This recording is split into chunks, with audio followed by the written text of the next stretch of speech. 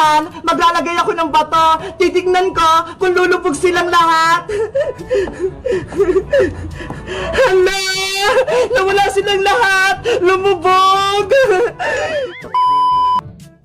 Guys, tuturuan ko kayo kung paano gumawa ng oblek. Madali lang to. Panoorin niyo ako, ha? Ang mga kailangan natin sa paggawa ng oblek ay cornstarch, tapos bumili rin ako ng isang jobus, pangpakulay niya. Guys, 1 kilo lang pala yung cornstarch ko.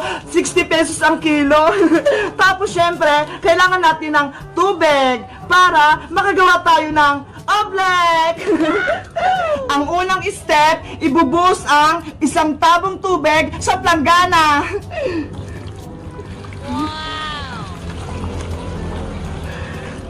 Wag susobra yung tubig nyo, ha, para maging perfect yung oblek nyo.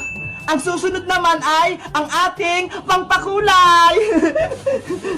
Hulaan nyo, guys, kung anong kulay ito.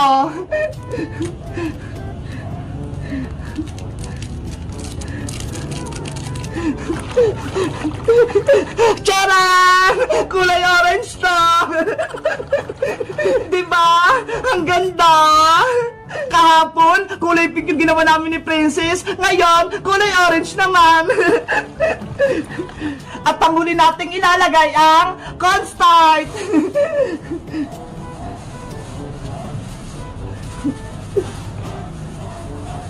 Dahan-dahan lang yung paglagay, ha, para matimpla natin yung oblek. Ayan! Magtira muna ako ng konti. Pwede na itong haluin, guys. Pagsamahin lang natin yung tubig, pati cornstarch, gamit yung kamay natin.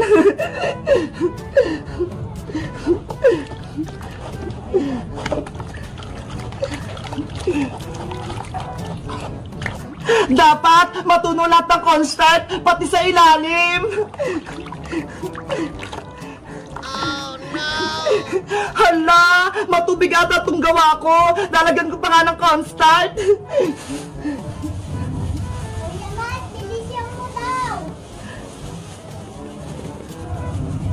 Naku! Naubos na itong cornstarch ko! Wala nga akong pambili! Dapat ma-perfect ko to!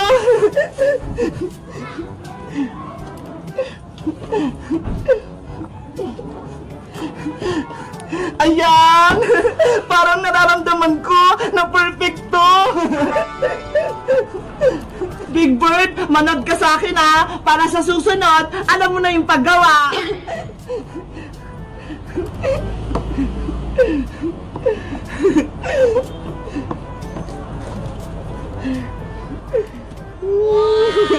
Ang ganda! Guys, kung gusto nyo gumawa ng oblek, magpabili kayo sa mama nyo ng cornstarch. Mura lang naman, eh. Maganda kaya gumawa ng oblek. Nakakawala ng stress nito.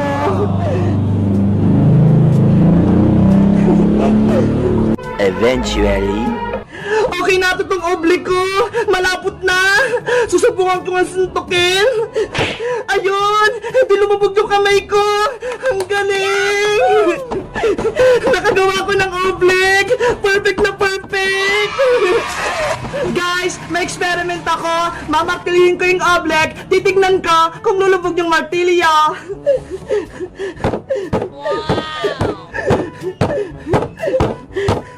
Wow! Hindi pumupunta sa ilalim yung martilyo! Ngayon naman, maglalagay ako ng bato. Titignan ko kung lulubog silang lahat. Hala! Nawala silang lahat! Lumubog! Nasaan na kayong mga bato?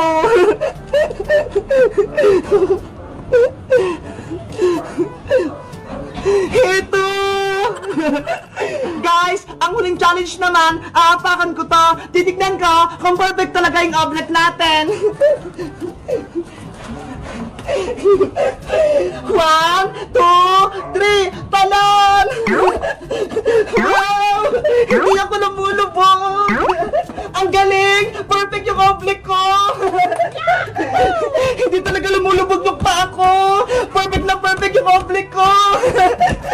Mabuti na lang! Hindi dumating si Boyong! Hindi niya ako guguluhin!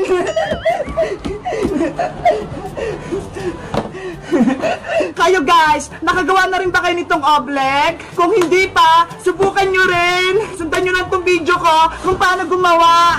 Mag-comment lang kayo kung gagawa rin kayo ng oblek. Bye-bye!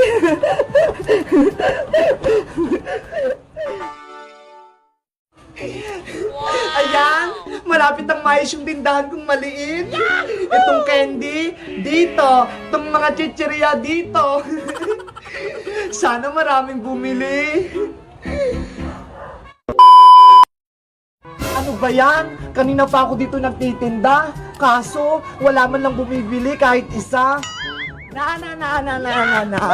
Ano kayang bibilhin ko sa tindahan ni Aling Sonia? Gusto ko malaking chichirya para mabusog ako. Aling Sonia! Aling Sonia! Ay si Princess! Kaya lang, kay Aling Sonia siya bibili. Pabili po! Yuhu! Wala atang tao. Princess, bumibili ka ba? Oo, bebang, bibili ako ng merienda. Kaso, wala naman bantay dito. Oh, no! Ganun ba? Dito ka na lang bumili sa tindahan ko. Ano? May tindahan ka, bebang? Oo, meron. Halika rito. Tignan mo. Sige, pupunta ako dyan. Wow! Ang ganda naman ng tindahan mo, bebang. Ang daming laman. Bumili ka na rito, Princess. Wala naman sa Aling Sonia. Sige, bibili ako. Ito. Saka itong layo ng malaki. Ang swerte ko naman. Ang dami mong bibilihin, Princess. Siyempre, kaibigan kita eh. Kaya dito na lang ako bibili. Yahoo! Oh, eto na lahat pinamili mo, Princess. 20 lahat, ha? Thank you, bebang. Oh, ito yung bayad ko. Thank you, Den. A few moments later. Ang sarap dito, bebang, oh. Favorite ko tong layo na to, eh. Wow! Bumili ka pa sa akin. Marami pa ako niyan. Uy, si Princess at si bebang yun, ah. Mukhang nagme-merienda. Ay, malapitan nga. Bebang, pengi naman akong chichar mong nakasabi. Hala, binibenta ko to boyong, no? Hindi to libre. Kaya nga, bumili ka rin boyong sa tindahan ni Bebang. Ano?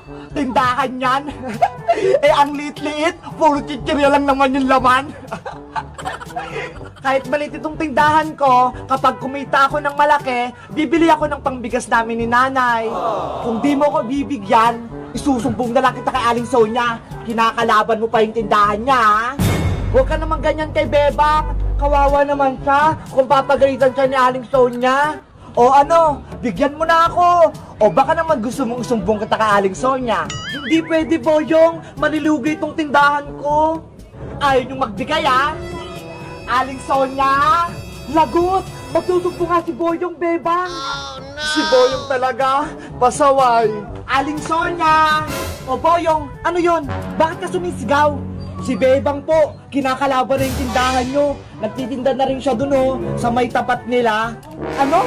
Si Bebang? Nagtitinda? Yari sa akin yan. Tignan nyo po, Aling Sonia. Marami siyang binibenta. Hindi totoo yan. Nasaan si Bebang? Bebang, kung parating nga sa Aling Sonia. Anong gagawin ko, Princess? Kakabukas ko lang ng tindahan, ipapasara agad? Be, mapapagalitan na kayo. Bebang, anong sinasabi ni Boyong? Nagtitinda ka daw? Opo, Aling Sonia. Ito po, oh. Ano ba yung mga tinitinda mo? Mga chichirya at candy lang po. Yan lang po kasi yung kayang bilhin nung naipon ko nung Pasko. Ganun ba, Bebang? Akala ko naman, nagtayo ka na ng malaking tindahan. Maliit lang po to, Aling Sonia. Di tulad ng tindahan nyo. Naku, Aling Sonia, inaagawan lang kayo ng customer niya ni Bebang. Tignan nyo nga, oh, si Princess, dito bumili. Hayaan mo na, Boyong. Gusto lang magtinda ni Bebang para kumita siya. Mabuti nga yun, para matulungan yung nanay niya, para magkapera sila. Ano ba yan? Hindi sila napagalitan? Akala mo mapapagalitan si Bebang, no? Mabait si Aling Sonia, no? Oh, ito, Boyong, lollipop, para hindi ka na magsumbong. Lollipop lang? Galingan mo lang magtinda, Bebang, ha? Sipagan mo, para makaipon ka ng malaki. Opo, Aling Sonia. Hello guys! Magandang araw! Ako si Princess! Nakikita niyo ba itong malit na tindahan ni Bebang? Bumili ako ng mga chichirya. Ito ho! Kayo guys, anong favorite niyong chichirya na binibili sa tindahan? Mag-comment lang kayo. Makita-kita tayo bukas. Bye-bye! Ayan! Malapit ko nang matapos nung dinadrawing ko si Among Us!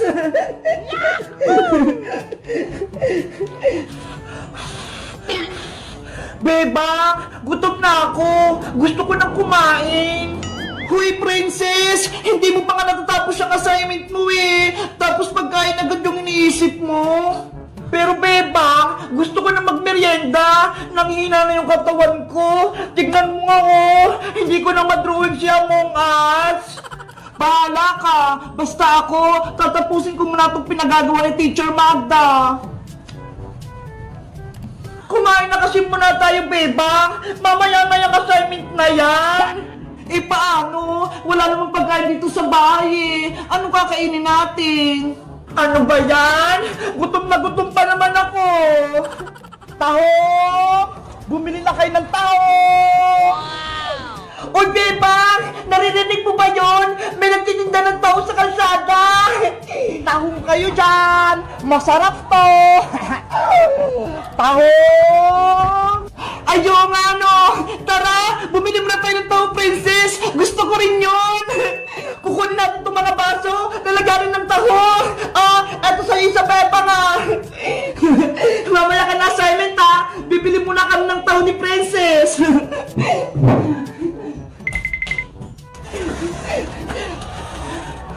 Nasaan yung nagtitinda ng taho? Taho! Taho! Ay, Bebang! Ayun si Boyang, oh! Siya pala nagtitinda ng taho! Bayang! Pabili kami ni Princess ng taho mo! Ay! Si Bebang pati si Princess! Bibili ng paninda ko! Sa wakas, magkakabenta na ako! Magkano bibili niyo, Bebang? Isang baso sa akin, Boyong! Punuin mo to, ha! Ako rin, Boyong! Isang baso! Para mabusog ako! 20 pesos ang isang baso! Akin ang mga bayad nyo! Sigurista ka naman, Boyong! Magbabayad naman kami, ha!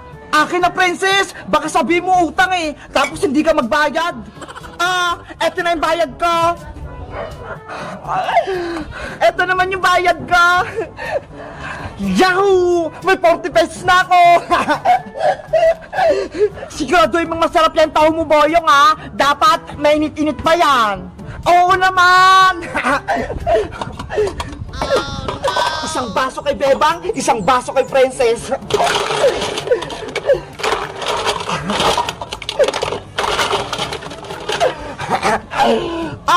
Bebang Princess, eto na yung taho nyo!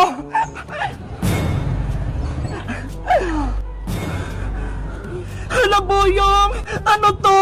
Bakit taho nyo nasa baso? Kaya nga! Ang baho-baho pa! Tapos hindi pa luto! Tahong naman talaga yung binibenta ko ah! Sabi ko, tahong, hindi taho! Ano ba yan? Ang pagkakarinig namin? Taho! Yun pala tahong! Magmimerienda pa naman sana kami ni Princess! Ay, Bayang! Ayaw ko nitong tahong mo! Hindi to makakain! Ibalik mo yung pera ko! Naku! Hindi na pwede, Princess, no? Nagbayad na kayo! Kaya akin na yung pera nyo! Madaya ka naman, Boyong! Dapat, sa palengke ka nagtitinda nitong tahong na to! Hindi dito sa may kalsada! Akala tuloy namin, tahong yung binibenta mo! Kasalanan nyo yan! Mali yung pandinig nyo! Ang sinisigaw ko, tahong! Hindi taho! Tinatawan mo ba kami? Ibalik mo yung pera namin! Ayoko, no? Sa inyo na yung tahong nyo! Lutuin nyo! Bayong! Bumalik ka rito! Ayoko itong tahong mo! Tara na nga, Princess!